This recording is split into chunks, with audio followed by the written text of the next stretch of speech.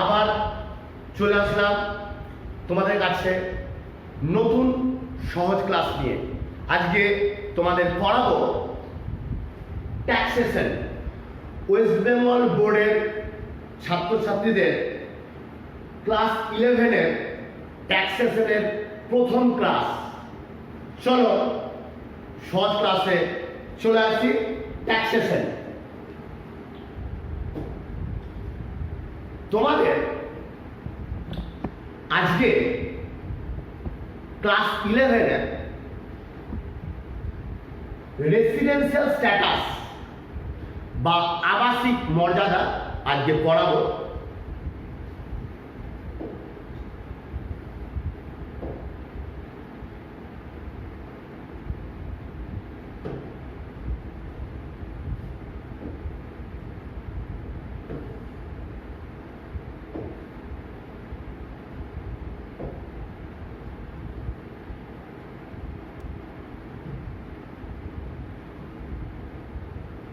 Residential status, residential status বা আবাসিক মর্যাদা, এটা তোমাদের আজ পড়াবো।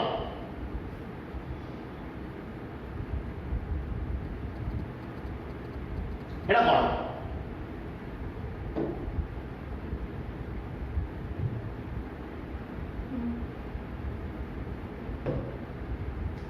তাহলে তোমাদের এই রেসিডেন্সিয়াল স্ট্যাটাস বুঝতে গেলে আমাদের কয়েকটা জিনিস আগে থেকে জানতে হবে। যেমন AY মানে হচ্ছে অ্যাসেসমেন্ট ইয়ার। অ্যাসেসমেন্ট ইয়ার তার শর্ট ফর্ম হচ্ছে AY। তোমাদের অ্যাসেসমেন্ট ইয়ার মনে রাখবে 2020, 2021, 2020-2021 অ্যাসেসমেন্ট ইয়ার বা নির্ধারণ বছর। এর সঙ্গে আরেকটা জিনিস জানতে হবে, সেটা হচ্ছে PY, যেটার ইংলিশ নাম হচ্ছে, পুরো নাম হচ্ছে প্রিভিয়াস ইয়ার বা পূর্ববর্তী বছর। যারা এবছরের 11 তাদের প্রিভিয়াস ইয়ার হচ্ছে 2019-2020। মনে রাখবে অ্যাসেসমেন্ট ইয়ার 2020-2021, প্রিভিয়াস ইয়ার 2019-2020। এবার প্রশ্ন হচ্ছে, স্যার অ্যাসেসমেন্ট ইয়ার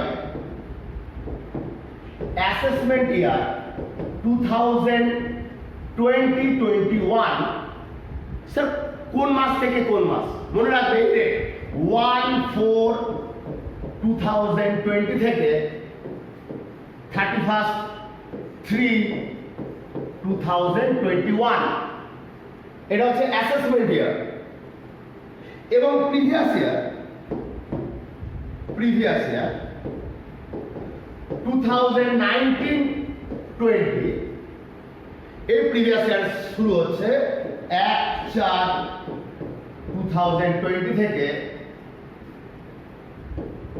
31/3/2020। এটা 2019 হবে, এটা 2020। প্রিভিয়াস ইয়ার 1/4-2019 থেকে 31/3/2020। তাহলে অ্যাসেসমেন্ট ইয়ার আর প্রিভিয়াস ইয়ারের সম্বন্ধে সামান্য আইডিয়া তোমাদের এসেছে। এর বাংলা নাম হচ্ছে নির্ধারণ বছর, এর বাংলা নাম হচ্ছে পূর্ববর্তী বছর। তোমরা বইতে আরো ভালো পেয়ে যাবে এবং তোমাদের স্কুলের টিচার এবং প্রাইভেট টিউটর তোমাদের আরো ভালো করে বুঝিয়ে দেবে। এবার রেসিডেন্সিয়াল স্ট্যাটাস দেখো, এসএসসি নির্ধারিত, এর বাংলা নাম হচ্ছে নির্ধারিত, যে ট্যাক্স পে করবে যে কোনো পার্সন, একে এসএসসি বলা হয়।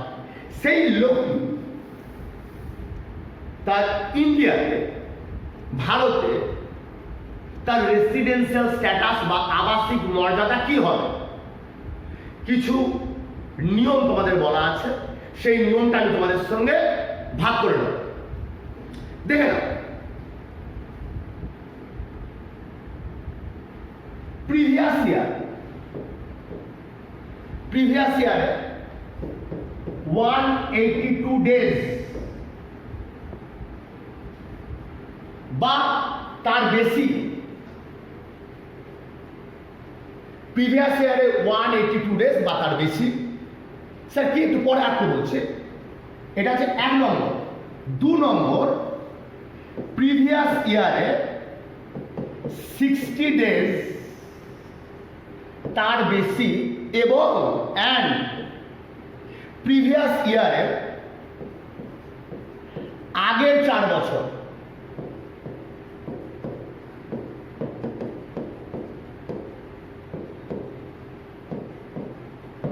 থ্রি সিক্সটি ফাইভ ডেজ বা তার বেশি,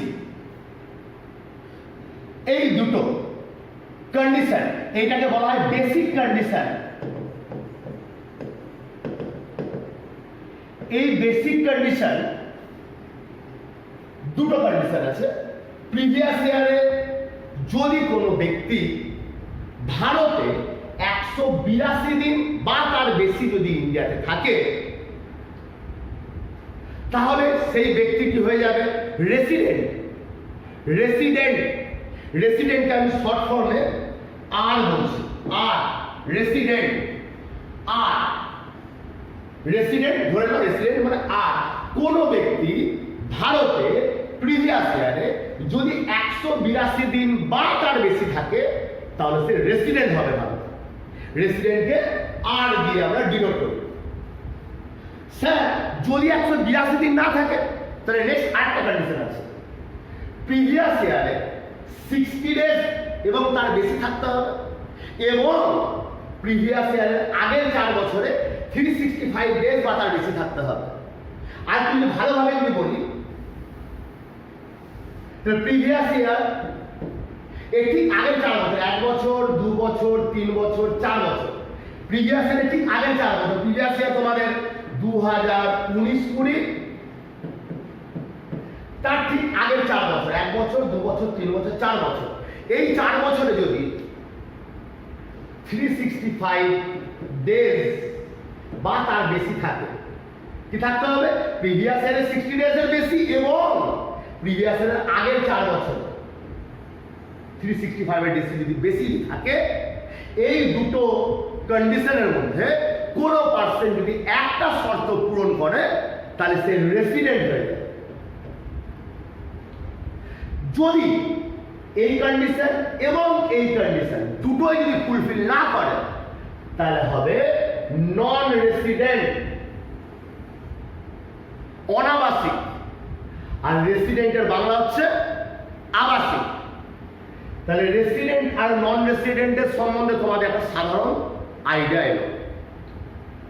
আবার বলে দিই, প্রিভিয়াস ইয়ার মানে 2019-20, এই সালে 182 দিন 182 ডেজ অর মোর বা বেশি ইন্ডিয়াতে থাকতে হবে। যদি থাকে তাহলে রেসিডেন্ট। স্যার এটা ফুলফিল করলো না, আরেকটা কন্ডিশন, প্রিভিয়াস ইয়ার মানে 2019-20 60 ডেজের বেশি থাকতে হবে এবং প্রিভিয়াস ইয়ারের আগের 4 বছর, আগের 4 ইয়ার্স 365 ডেজ বা তার বেশি থাকতে হবে। যদি এই দুটোর মধ্যে যে কোনো একটা ফুলফিল করলে সে হবে রেসিডেন্ট, আর যদি দুটোই ফুলফিল না করে তাহলে নন রেসিডেন্ট। এই কন্ডিশনটাকে বলা হয় বেসিক কন্ডিশন। এবার এই যে রেসিডেন্ট আছে, রেসিডেন্টের আবার দুটো ভাগ আছে। কি ভাগ দেখে নাও, রেসিডেন্টকে আবার দুটো ভাগে ভাগ করা যায়। রেসিডেন্টকে দুটো ভাগে ভাগ করা যায়। আর পুরো নাম হচ্ছে রেসিডেন্ট অ্যান্ড অর্ডিনারি রেসিডেন্ট, আবাসিক এবং সাধারণ আবাসিক, তোমরা বই থেকে পেয়ে যাবে। আরেকটা হচ্ছে RNOR, resident but not ordinary resident, আবাসিক কিন্তু সাধারণ আবাসিক নন।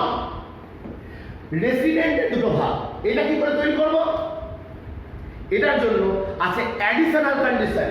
চলো পরে চলে আসি। অ্যাডিশনাল কন্ডিশন, অ্যাডিশনাল কন্ডিশনটা জেনে নিন। দুটো কন্ডিশন আছে। এক নম্বর, প্রিভিয়াস ইয়ারের আগে 10 বছর, প্রিভিয়াস ইয়ারের আগের 10 বছর, 10 ইয়ার্স, মোট দুটোতে রেসিডেন্ট হতে হবে, দুটোতে রেসিডেন্ট।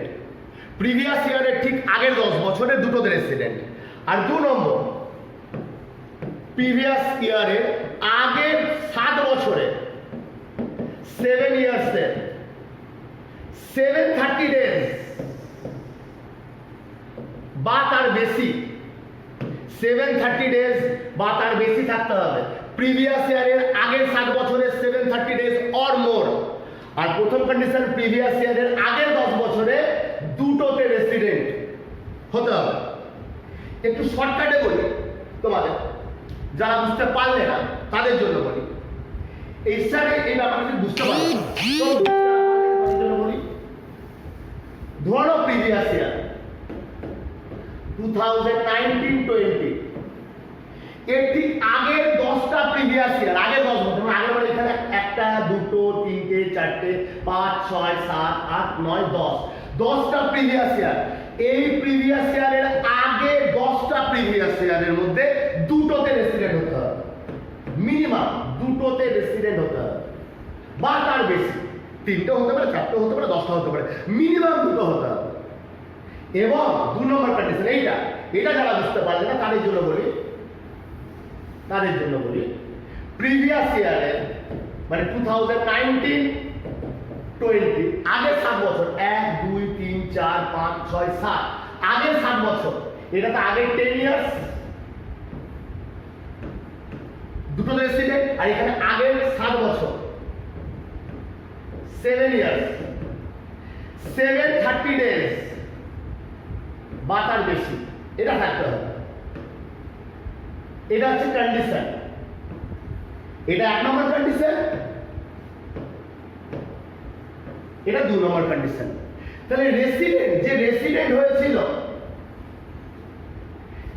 যদি দুটো আরো এই আর ও আর হতে গেলে অ্যাডিশনাল কন্ডিশনের দুটো কন্ডিশনই ফুলফিল করতে হবে। 1 নম্বরও ফুলফিল করতে হবে, 2 নম্বরও ফুলফিল করতে হবে। যদি ফুলফিল করে তাহলে হবে আর ওয়ার বা রেসিডেন্ট অ্যান্ড অর্ডিনারিলি রেসিডেন্ট। কোন কন্ডিশনটা? এই কন্ডিশনটা। এই প্রিভিয়াস ইয়ারের আগের 10 বছরের মধ্যে দুটোতে রেসিডেন্ট এবং প্রিভিয়াস ইয়ারের আগের 7 বছরের মধ্যে 730 দিন, দুটোই ফুলফিল করলে তবেই সে আর ওয়ার হবে। এবং আর এর ওয়ার resident but not ordinary resident, হয় 1 নম্বর ফুলফিল করবে, 2 নম্বর করবে না, বা 1 নম্বর করবে না 2 নম্বর করবে, বা 1 নম্বর করবে না 2 নম্বর করবে না, তাহলে হবে আর এর ও আর। তোমাদের একটা সহজভাবে বলি, সহজ ক্লাসে ট্যাক্সেশন রেসিডেন্সিয়াল স্ট্যাটাস বলছি, দেখে নাও।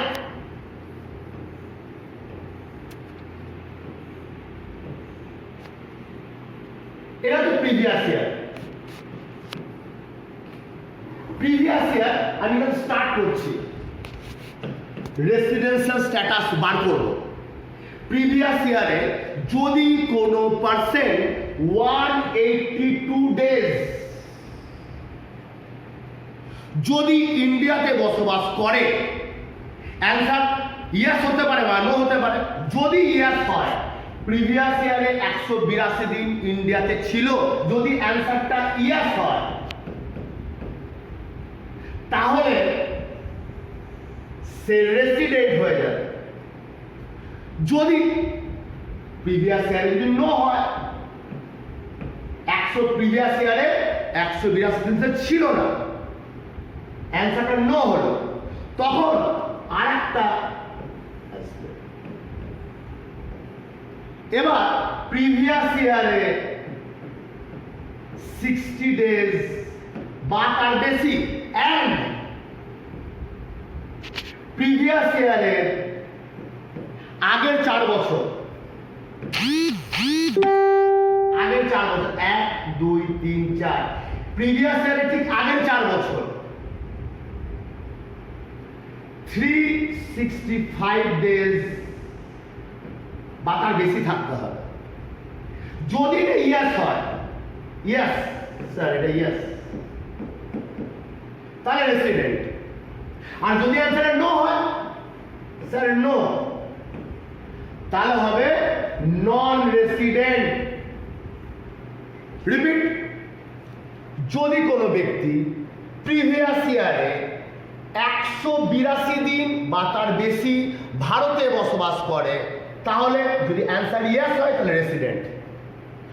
যদি 182 দিন না থাকে, যদি অ্যান্সারটা নো হয়, তখন আরেকটা কন্ডিশন, প্রিভিয়াস ইয়ারে কি 60 ডেজ ইন্ডিয়াতে ছিল, অ্যান্সারটা যদি ইয়েস হয়, আরেকটা প্রিভিয়াস ইয়ারে আগের 4 বছর 4 ইয়ার্স 365 ডেজ, এই দুটো একসঙ্গে হতে হবে। যদি অ্যান্সার যদি ইয়েস হয় তাহলে রেসিডেন্ট, আর যদি নো হয় তাহলে নন রেসিডেন্ট। এই যে রেসিডেন্ট যে হলো, তাহলে আমরা কোনো পার্সেন্ট রেসিডেন্ট বা নন রেসিডেন্ট কি করে বার করতে হয়, আমি খুব একটা শর্টকাটে তোমাদের খুব ইজি ভাবে একটা বোঝালাম। এটাকে বলা হয় ফ্লো চার্ট। এবার এই যে রেসিডেন্ট, এখনো কিন্তু রেসিডেন্টের এখন দুটো পার্ট বাকি আছে। চলো নতুন করে আসি। রেসিডেন্ট, এই যে রেসিডেন্ট আমি বার করেছিলাম, এখন রেসিডেন্ট শেষ হয়নি। এখানে আবার দেখে নাও, রেসিডেন্ট যে ব্যক্তিটি হয়েছিল সে প্রিভিয়াস ইয়ারের আগের 10 বছর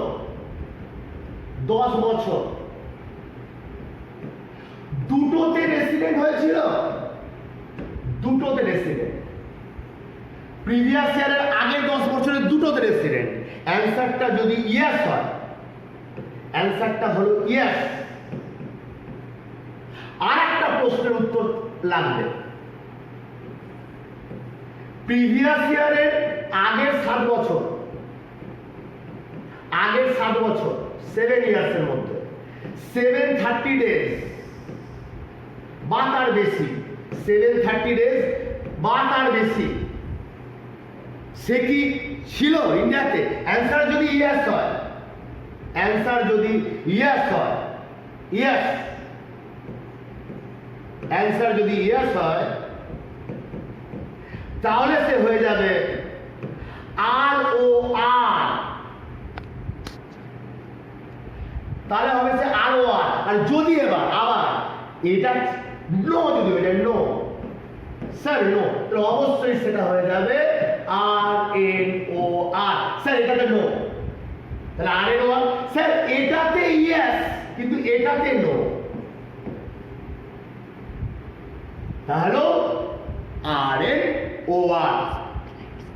এবার এই 182 দিন বা 60 দিন এটা কি পরপর থাকতে হবে? না, ইন্ডিয়াতে পরপর না থাকলেও চলবে, একই জায়গায় না থাকলেও চলবে, ইন্ডিয়ার বিভিন্ন জায়গা থাকতে পারে, নিরবিচ্ছিন্ন না হতে পারে।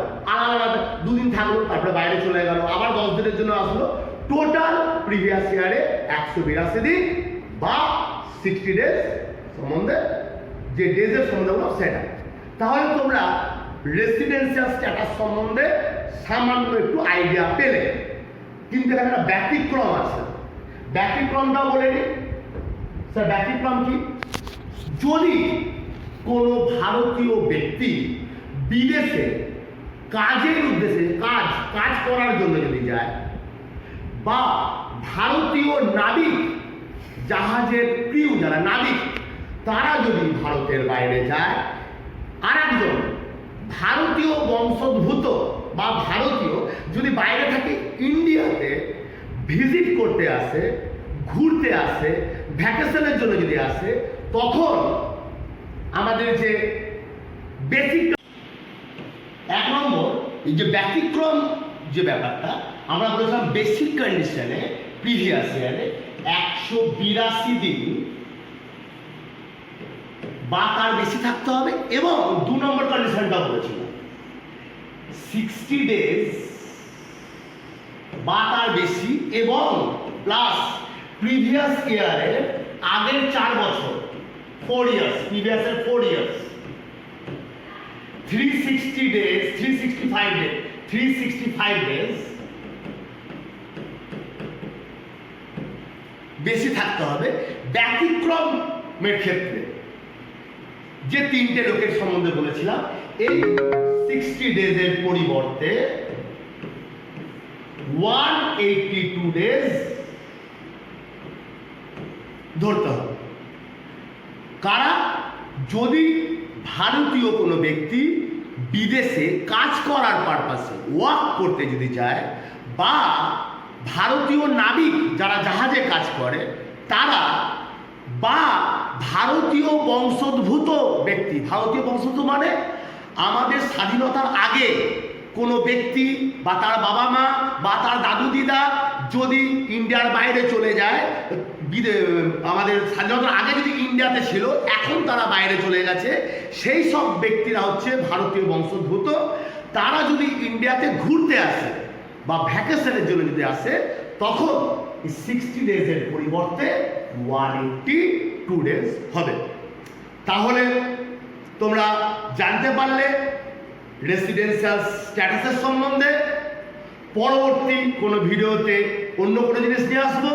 তোমরা সহজ ক্লাস দেখতে থাকো, আমি তোমাদের জন্য নতুন নতুন ভিডিও নিয়ে আসবো।